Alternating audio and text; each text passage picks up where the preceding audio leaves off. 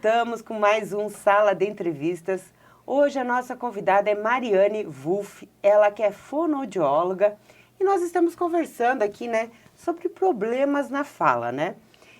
Mariane, como que eu posso detectar um sinal de alerta que eu estou tendo um problema na minha fala? Então, o principal é sempre ver o tempo que isso está acontecendo. A gente sempre fala, a partir de uma semana que a gente já está rouco e passando isso para 2 semanas, então a gente já pode pensar em 15 dias com problema persistente de voz, que pode ser uma rouquidão, eu estou rouca, a voz fica falhando, então você está falando, a voz apresenta quebras, ou às vezes o volume da voz diminuiu, então já são sinais que você pode procurar. Tem alguns que nem todas as pessoas apresentam, que são a dor na região da laringe também. É claro que sempre a gente também vai trabalhar em conjunto com o médico otorrinolaringologista. Então, após 15 dias, você não teve um problema gripal e depois passou a inflamação, o problema gripal, toda essa outra questão respiratória e a voz continua alterada, então a gente já sabe que é um sinal de alerta para questões de glote e de laringe. Então, mais específico da prega vocal. Então, sim, aí a gente vai procurar a ajuda do otorrinolaringologista e do fonoaudiólogo. Então, a gente vai com o otorrinolaringologista fazer o exame da laringe. Então, a gente vai lá fazer a videolaringoscopia, que é um dos exames que eles mais usam. Tem alguns outros mais específicos, mas não foge disso. Então, a gente vai fazer esse exame em que ele vai, com uma câmera, olhar a tua garganta, olhar a tua laringe, olhar a tua glote e ver se ali tem alguma alteração. Detectada a alteração ou não, aí ele vai fazer tanto o tratamento medicamentoso e já vai indicar para fonoterapia. Mas assim, persistente mais de 15 dias, um problema vocal já é um sinal de alerta. E na parte infantil, a partir de quantos anos uma criança começa a falar? Então, 1 ano e 6 meses é o marco que a criança já tem que estar falando. 1 ano e 6 meses. 1 ano e 6 meses. Então, 1 ano e 6 meses não fala nada, vamos para a fonoaudióloga. Então, vamos junto com o neurologista, pediatra, a gente já vai entrar ali para fazer Mas pelo menos alguns sussurros, algumas coisas ela já faz, né? Isso. Então, 1 ano e 6 meses já tem que ter de 8 a 10 palavras. Já temos que ter, porque com 2 anos, até de 1 ano a 6 meses, a 2 anos, a criança vai ter que chegar nos 2 anos falando as 200 palavras. Então, a gente tem ali, então não dá para esperar que passe mais tempo. Então, porque às vezes a criança pode chegar com 2 anos não falando nada. Então, a gente já vai trabalhar com a questão da neuroplasticidade que tem da criança. Então, a gente tem uma neuroplasticidade que a gente precisa estimular. Então, o que acontece? Lá, a partir dos 4 meses até os 8 meses, a criança tem que balbuciar, fazer sons. Então, ela já tem que começar a fazer sons. Com 9 meses, até os 9 meses, a criança já tem o sorriso social. Você faz brincadeira, a criança já sorri. A criança também, ela já começa a imitar. Jogar beijo, dar o tchauzinho, então são coisas... Animais também. Isso, então fazer sons das onomatopeias, então ela já tem que fazer. Então, ali pertinho de 1 ano, já tem que aparecer uma mamá, papá, né? Mamãe, papai. E, por exemplo, alguns estudos já mostram que com 9 meses a criança tem que entender o não. Então, assim, quando a gente fala de atraso de fala específico, com 1 ano e 6 meses tem que estar falando. Mas antes disso, existem muitas questões não verbais, que são isso que eu falei agora, que é a imitação, é a cognição social, é a criança ir se regulando o socioemocional dela, e a gente tem que ver a parte cognitiva também, então, da criança. Então, assim, às vezes já é com 1 ano e 3 meses, a família já percebe. Ela quase não balbucia, ela quase não fala, a criança só aponta, então a gente já tem um alerta ali. 1 ano e 6 meses pode procurar o fonoaudiólogo e começar uma intervenção precoce. Porque às vezes, tem que ver todo um ambiente, né? Porque às vezes não é um problema de fala, né? Problema de estímulo, né? Que os pais não está sendo bem estimulada. Problema também de audição, né? Sim. Às vezes também um problema de autismo, né? Então... timidez. Sim, a questão assim da criança não falar, então a gente vai ter, por exemplo, atrasos de linguagem. Então, os atrasos de linguagem, eles são mais amplos, né? Então, quando a gente pensa em linguagem e fala, linguagem é o conhecimento de mundo. Então, às vezes, com 1 ano e 6 meses, chega crianças que compreendem tudo, entendem tudo o que está acontecendo. Se você fala, vai lá e pega o sapato para a mãe, a criança vai e pega. Ah, filho, joga esse aqui no lixo. A criança, ela consegue esses comandos simples. Ela entende tudo, mas ela não consegue falar. Mas a gente tem as crianças que têm dificuldades, um transtorno mais global do desenvolvimento. Então, por exemplo, a gente tem alguns marcos de desenvolvimento. Na hora, por exemplo, que a criança vem para consulta, a gente pergunta, a criança sentou com 6 meses de idade, até os 6 meses? Não. Você faz, por exemplo, uma anamnese, a gente faz. Então, Você pergunta toda a história da criança. Toda a história de vida, tudo é importante. Desde a gravidez, tudo. Isso, porque são marcos motores também, então a gente tem que ficar alerta.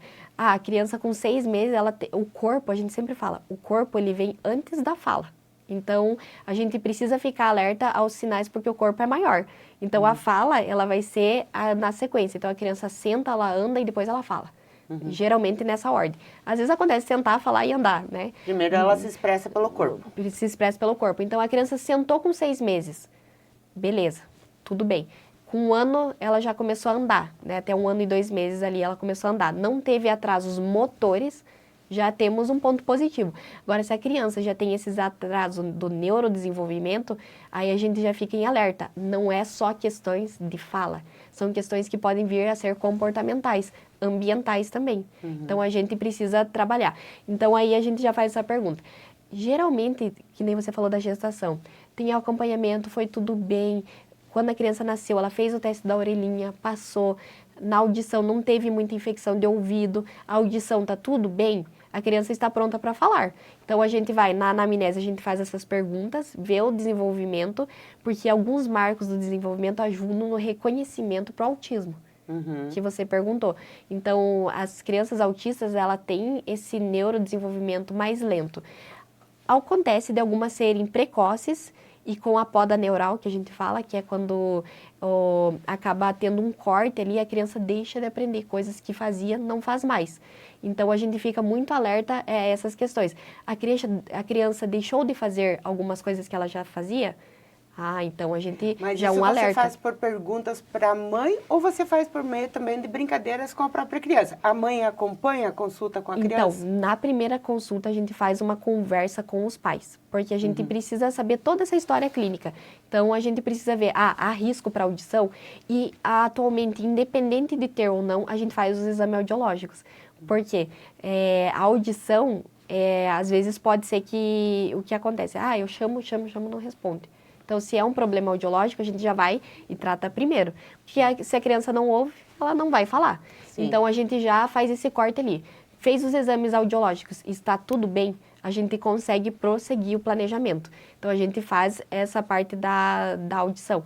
Então, aí, depois disso, de fazendo esses exames audiológicos, na sequência, a gente já começa a avaliação fonoaudiológica. E isso é a importância do pai ter essa rotina com a criança, né? Às vezes ler um livro antes de dormir, né? Sim. Estar junto, mostrar palavras com a imagem, né? Para estimular essa criança, né? Sim. E também quando ela estiver na consulta com a fono, você faz um exercício lá com a criança. Eu posso repetir esse exercício na minha casa com meu filho para... Sim, então, com as crianças pequenininhas, por exemplo, de 1 ano e 6 meses, elas não vão entrar sozinhas com a gente, né? Então, elas entram com os pais, porque a gente precisa mais, como você disse, fazer orientação parental, ensinar os pais a como falar.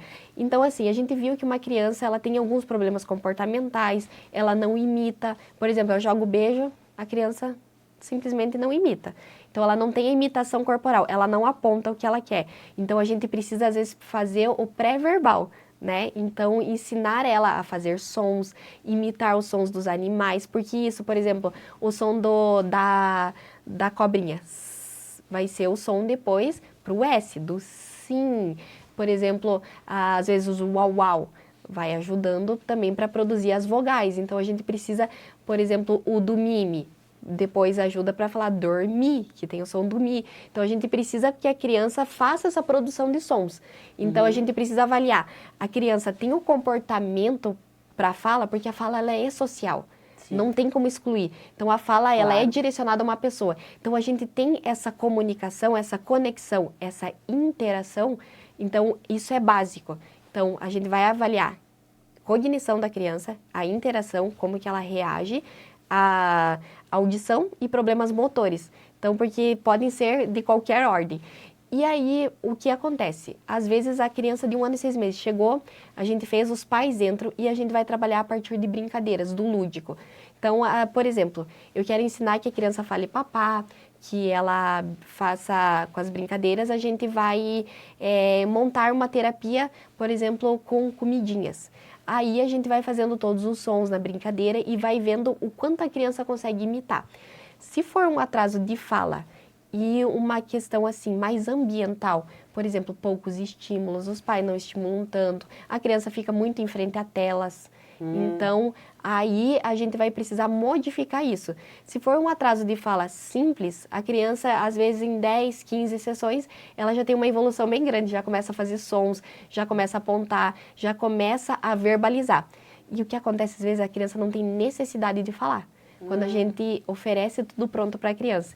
Então, a gente, isso aí, então a gente vai gerando essa necessidade de fala da criança. Então, os atrasos de fala, eles às vezes têm uma resolução mais rápida. Porém, a gente pode ter os transtornos de fala, que aí você vai fazendo sessões, a criança não evolui. Por quê? Porque é um problema de planejamento e de processamento da fala. Então, a criança, às vezes, compreende tudo, entende tudo, mas não consegue emitir essa fala. Se expressar. Percebemos que tem muito assunto para ser abordado, né? Principalmente nessa área infantil, né? Sim. Que nós não conseguimos falar tanto, né? Então, está convidada a retornar.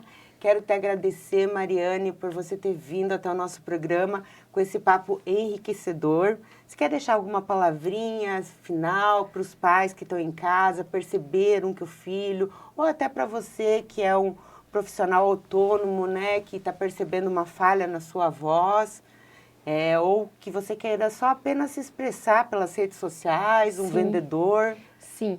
Então, sempre que você puder e perceber que tem algum problema vocal, busque o profissional habilitado. O fonoaudiólogo é habilitado para trabalhar com comunicação em geral, como vocês perceberam. A gente trabalha desde a voz, desde a audição, a gente trabalha na fala em específico. Então, assim, perceber um problema vocal, procure o fonoaudiólogo. Melhor pecar pelo excesso do que pela falta, a gente sempre fala. Então, buscar o profissional para que você tenha uma fala melhor. E a criança, assim, a gente sempre fala, confia no teu sexto sentido, mãe e pai. Se você percebeu que tem algo de errado, procura o fonoaudiólogo, procura o pediatra, para que eles façam as orientações e se faça uma avaliação. E faça-se orientações para que aquela criança tenha um neurodesenvolvimento típico e ela possa se desenvolver, né, na sociedade. Muito obrigada novamente. Eu que agradeço. Muito obrigada, Sinara. Até a próxima. Obrigada a você por ter nos acompanhado em mais um Sala de Entrevistas. Esperamos vocês no próximo. Até lá. Fiquem com a gente.